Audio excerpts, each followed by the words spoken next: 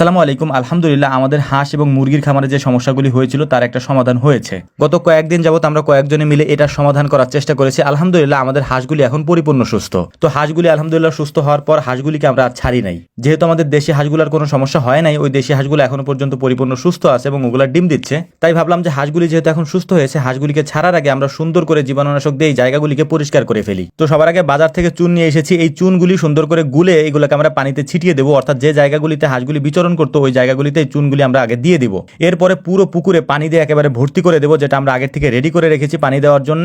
এবং হাঁসের ঘরটা পরিপূর্ণভাবে পরিষ্কার করে ফেলবো এবং হাঁসের ঘরের মধ্যে যে নেটটা আমাদের দেওয়া ছিল এই নেটও আমরা উঠিয়ে ফেলে দিব।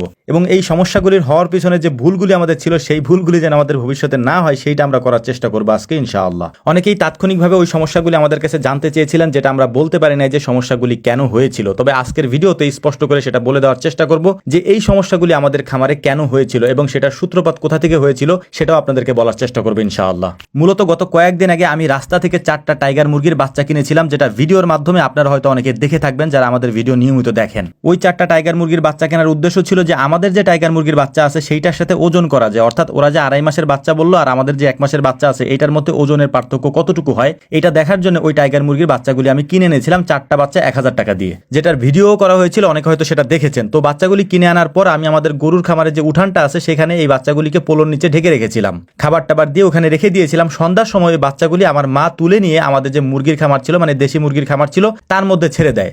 সকালবেলা ওই মুরগির বাচ্চাগুলি 4টা মুরগির বাচ্চার মধ্যে প্রায় 2টা মুরগির বাচ্চা তাৎক্ষণিকভাবে মারা যায়। কোনো কারণ ছাড়াই সুস্থটা আমরা রেখেছিলাম এবং অসুস্থ হয়ে সকালবেলা দেখলাম যে মৃত অবস্থায় আমরা পাই আর কি। তার একদিন পরে বাকি যে 2টা বাচ্চা ছিল ওই 2টা বাচ্চাও মারা যায়। এর 2-3 দিন পর থেকে আমাদের খামারে যে মুরগিগুলো ছিল, দেশি মুরগিগুলো ছিল, এর 2-1টা করে মুরগি মারা যেতে শুরু করে, যেটা আমরা প্রাথমিকভাবে গুরুত্ব দেই নাই। পরবর্তীতে আমরা চিকিৎসা দেওয়া শুরু করি এবং চিকিৎসা দেওয়ার পর তেমন একটা ভালো ফলাফল না আসার কারণে এগুলি যেহেতু আমাদের শখ করে পালন করা, বাড়িতে আমরা যেরকম দেশি মুরগি পালন করি ওইটাই যেহেতু পালন করা, এই কারণে যেহেতু এগুলো আমাদের খাবারের জন্য আমরা তৈরি রেখেছিলাম, এই কারণে আমরা ফ্রিজে লোড দিয়ে রেখেছি আলহামদুলিল্লাহ। কিন্তু সমস্যাটা তৈরি হয় হাঁসের খামার নিয়ে, অর্থাৎ ওই মুরগিগুলো যেহেতু হাঁসের খামারে এখানে আসতো তখন আমাদের কাছে মনে হয়েছে হয়তো মুরগির থেকেই হাঁসের মধ্যে এই সমস্যাটা তৈরি হতে পারে। আমাদের কাছে যেটা মনে হচ্ছে যে ভুলটা আমরা করেছিলাম সেটা হচ্ছে যে বাহির থেকে ওই মুরগিগুলা কিনে এনে তারপর আমাদের দেশি মুরগির মধ্যে রাখাটা আমাদের একদমই উচিত হয় নাই। তবে আলহামদুলিল্লাহ আল্লাহ তাআলা আমাদেরকে সাময়িক সময়ের জন্য সমস্যার মধ্যে ফেললেও ওইটা থেকে আমাদের জন্য শিক্ষা থাকে, যেটা আসলে আমরা বুঝতে পারি না। তো একটা বিষয় এখানে আপনাদেরকে বলি, সেটা হচ্ছে আনিস ভাই, অন্তু ভাই এবং আমরা 3জন মিলেই হচ্ছে এই হাঁস এবং মুরগির চিকিৎসাটা দিয়েছি। আমরা কোনো ডাক্তারি পরামর্শও নিই নাই, কোনো ডাক্তারের সাথে আমাদের পরিচয়ও নাই, অর্থাৎ বড় কোনো ডাক্তারের সাথে আমাদের কোনো পরিচয়ও নাই।